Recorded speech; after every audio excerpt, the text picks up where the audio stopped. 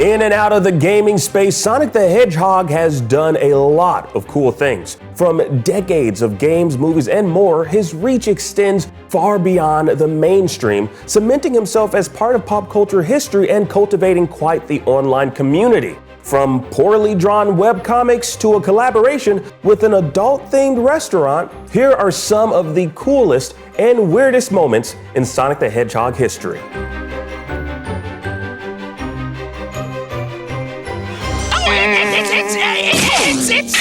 Hedgehog. Sonic the Hedgehog. The first American to voice Sonic the Hedgehog on television was Jaleel White. Known as the highly intelligent and super nerdy character Steve Urkel from Family Matters, you know, this guy right here.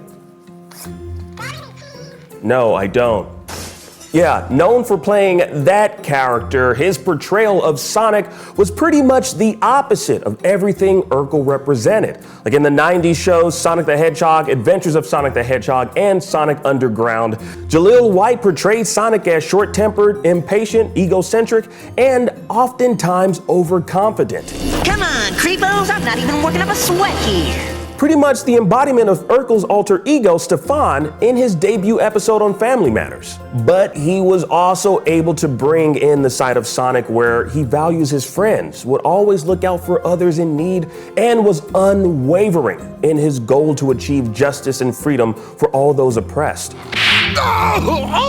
His portrayal of Sonic was a lot of 90s kids' introduction to Sonic's personality, as he's only been depicted as a nonverbal blue blur in the Genesis video games. And contrary to his last name, believe it or not, Jaleel White is black. Yeah. And he took the role of Sonic very seriously, wanting to have an ethnically agnostic depiction of the character, so his race wasn't something that anyone would draw attention to. I really wanted to make him just like, of no race. It was like, is he black? Is he white? Is he surfer? Is he whatever? No, instead he's just hero, just fast. Did he do that? Oh, hell yeah, he did. Also, fun fact, actor Taj Mowry was Kid Sonic in the animated series, playing opposite Jaleel White in the two-part episode Blast from the Past. Say, you're pretty cool looking. Yeah, so are you. Now, the reason I bring this up, I make mention of this fun fact, is because both these black actors played the blue blur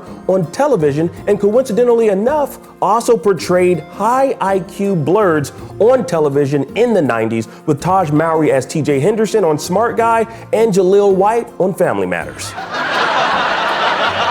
Did I do that?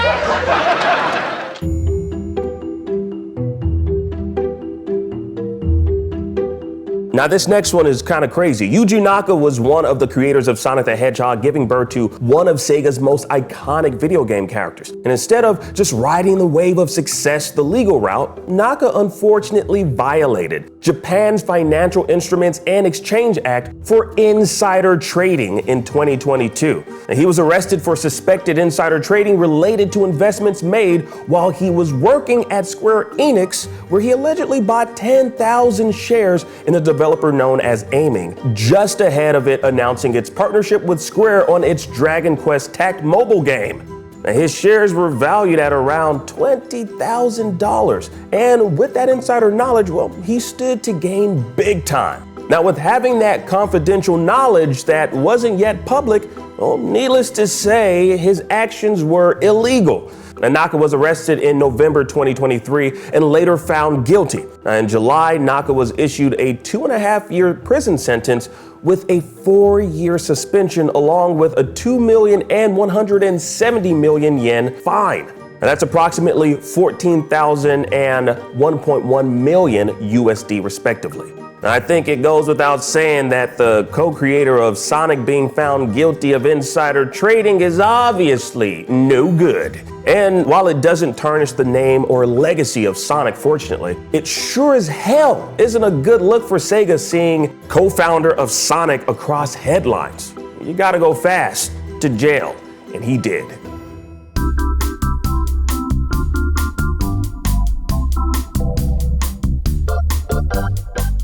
Now, this next one pretty much took the Sonic fandom by storm back when it happened. Now, if you're a Sonic fan, you definitely remember the episode of Game Scoop here at IGN where the infamous words "Sonic was never good" dared to leave the mouths of one of its panelists. I think we're at the point where we need to admit that this was never really a great franchise. Nope. And that we keep trying to find this thing that was never really actually there. Sonic was never good. Well, that moment led to Sonic fans from across the internet calling out IGN for not liking the beloved Sega franchise. This is obviously not true, as the opinions and views of a single person doesn't reflect those of everyone at the company. Case in point, me. I love Sonic. Sonic was always good, and as such, I called out one of the panelists several years later just to get some clarity on those opinions, or to see if they've changed over the years. Wow, it was never really a good franchise, huh, Brian? Well, I'm sorry. We're well over, believe it or not, 100 Sonic games, 2 movies, a long-running comic book series, and 6 shows, with 2 of them being voiced by America's lovable 90s blur Jaleel White. Did he do that? Yes, he did. He was Sonic. Those statements were made 6 years ago, and our Hedgehog, our beloved Hedgehog, and the Sonic franchise has had many more entries since then. Now, this led to the internet coming back around, as it was evident that IGN does not hate Sonic. But in fact, there are individuals at IGN who share favorable opinions on the franchise. As a longtime fan of Sonic myself, and as long as I am here at IGN, I'll stand up and defend that blue blur. And with IGN recently scoring Sonic X Shadow Generations a 9 for amazing, the redemption arc is really cool to see.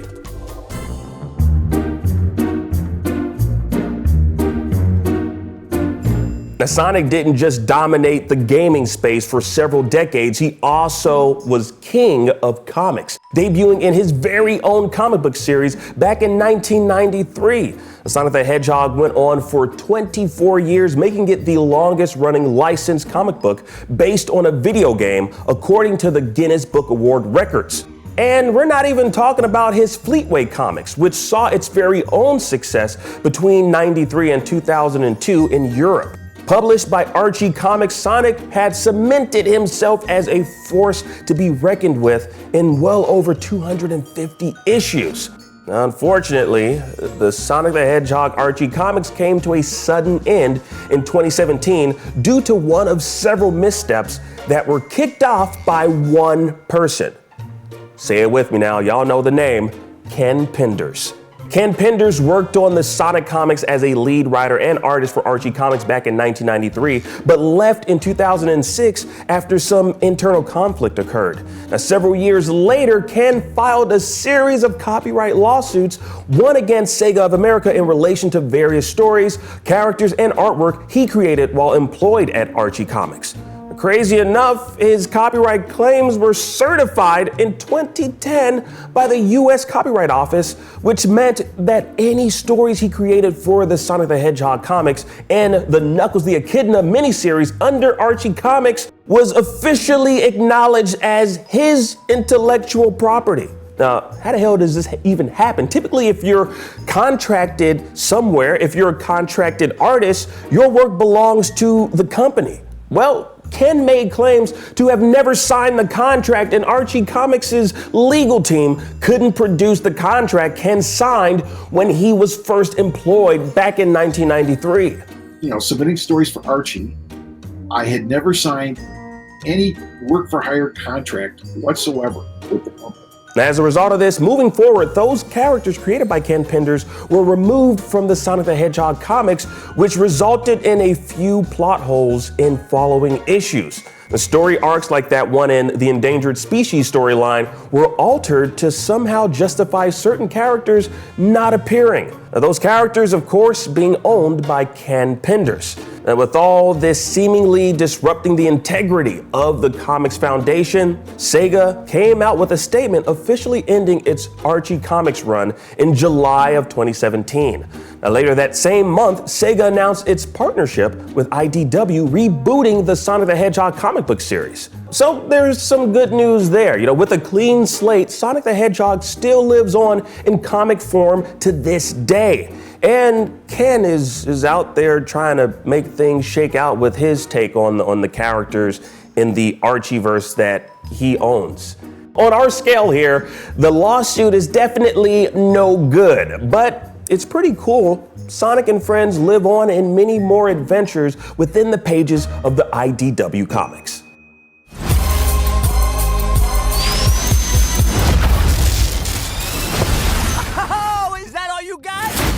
April 2019 gave us our first look at the Sonic the Hedgehog live-action movie, and fans were not happy with the Blue Boy's design. Yeah, okay, I might be sugarcoating it a little bit. Everyone hated it. It was just weird. The internet almost in unison expressed their disdain with Paramount's direction with its CGI Sonic. From the scary teeth to the far apart individual eyes, the trailer was memed by Sonic fans from across the globe. Now, the countless memes reached a critical level. It seemingly might have affected the film's performance had it gone through with Sonic's original design.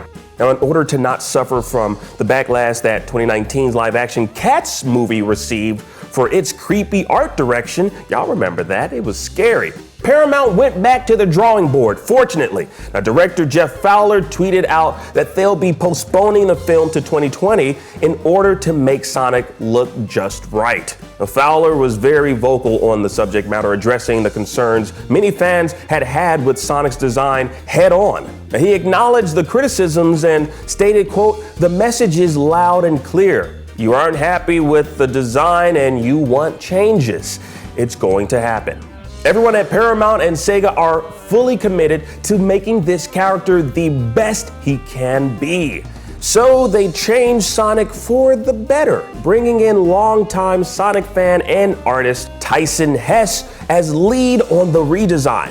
Now, if anyone knew Sonic inside and out, it's the man who brought us those odd, disturbing, yet humorous Sonic's Big Fat Adventure webcomics from back in the day. That online media is deserving of an honorable mention, so shout out to Tyson. Anyways, the post-production team was hard at work and Paramount released the next Sonic the Hedgehog trailer, revealing the redesign that was far more favorable. Now, the film went on to gross $320 million globally, spawning 2 sequels and a spin-off Knuckles series. Needless to say, they made the right choice in the Sonic redesign, making Paramount's decision to postpone for perfection way past cool.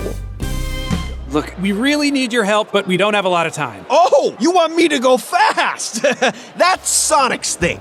After that redesign, we thought and hoped we'd never see that ugly, creepy-ass Sonic ever again. While Sega and Paramount probably wanted to bury Ugly Sonic forever, he was brought back into relevancy and became cemented in Sonic history from an unlikely source: Disney's The Chip and Dale Rescue Rangers movie. The live-action animated mix brought viewers a slew of third-party IP characters in a very Who Framed Roger Rabbit-styled celebration of animation. Director Akiva Schaffer, best known from his work on the very funny Lonely Island sketches and music videos, spoke with Polygon about the process of requesting characters he wanted to appear in the film and how the Disney lawyers really came through in getting not only Ugly Sonic, but all the other third-party IPs licensed for the film. Quote, "You don't usually come out of a movie and want to thank the lawyers, but we genuinely owe the Disney lawyers for being team players.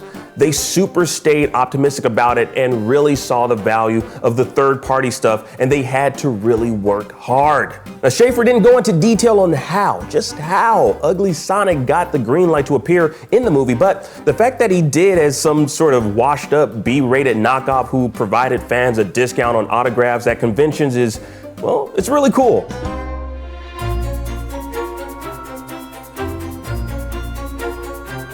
A deviant art user by the name of Gradadine set out on a several-year project to construct a life-size Sally Acorn doll. For what?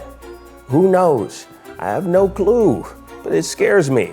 Now, for those unaware, Sally Acorn is the leader of the Freedom Fighters, heir to the Kingdom of Acorn, and Sonic's love interest in the original animated series and Archie comics. But images of this fan-made life-size doll circulated the internet due to the fact that it looked like there were actual bones within the damn doll. Now, internet denizens would caption a photo saying Sally Acorn love doll with human skeleton inside. This couldn't be further from the truth though, or the human bones part at least. The bones were actually made of wood with resin, and the creator started building the various parts back in 1999. Well into the 2000s, Gradadine would continue to perfect this doll for reasons I'm still not aware of or clear on. I don't really want to know why this was even constructed, but all across 4chan, Reddit, and Twitter, you'll see images ripped from the original DeviantArt account, providing fake captions in order to clip farm for likes. Now, those images on their own are rather creepy in nature, but I'm sure there's a handful of folks out there who appreciate the craftsmanship and devotion to creating something of this nature from scratch, especially since, no actual human bones were involved in its creation. Did you really have to make them look like bones though? I don't know.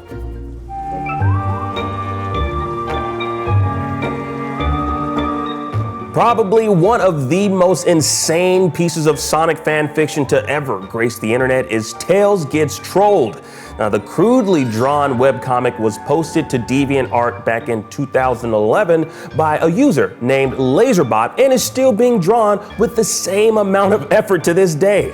It garnered a lot of attention for various reasons, primarily due to it being some sort of multiversal adventure that pulls in pop culture characters from seemingly across every IP in existence. We're talking about animated characters, video game characters, or otherwise. Now, the story is somewhat simple. Tails gets repeatedly trolled by some punk kids, so he has a powwow with Shadow and Sonic about how to deal with them, which ends with Shadow eviscerating the trolls. And this seemingly small feat then leads to a bigger ordeal where it turns out those very same trolls, were part of an organization out for power. Donkey Kong pops up, plus the Mario Brothers, Ronald McDonald, and Spyro the Dragon gets intimate with Jesse from Team Rocket, and Arthur from the PBS show is some sort of wizard, and Chester Cheeto is doing the most except for peddling flaming hots.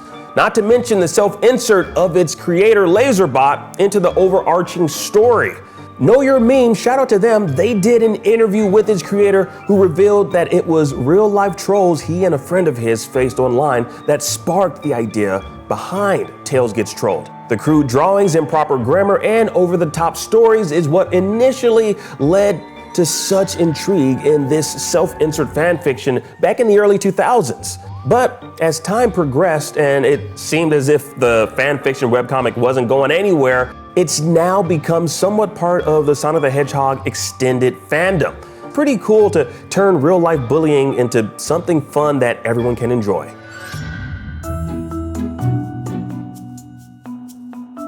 Speaking of fictional self-insert webcomics, I think you all know where this one falls on the scale. Yeah, the Sonic-O-meter scale. And the less we say, the better. But if you know, you know. So we're gonna just move on.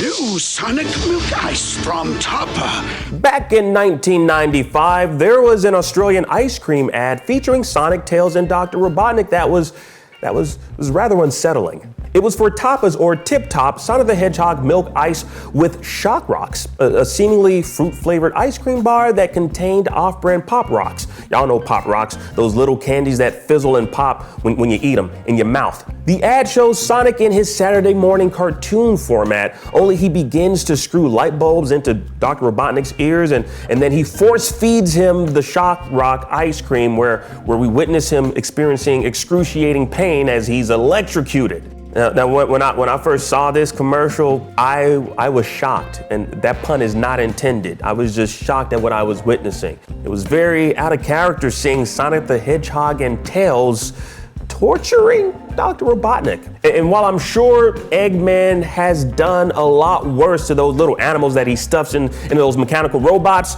I have never seen Sonic do such a thing, and I would never have thought Sonic would do this to that man. Now, I did try to find out more information on this commercial, but there's not much known outside of what we see here. But I think it's safe to say that this right here is the most brutal we have ever seen Sonic be in his animated form, or in any form. Now, whether or not Dr. Robotnik deserves it, though, is your call. Let me know in the comments.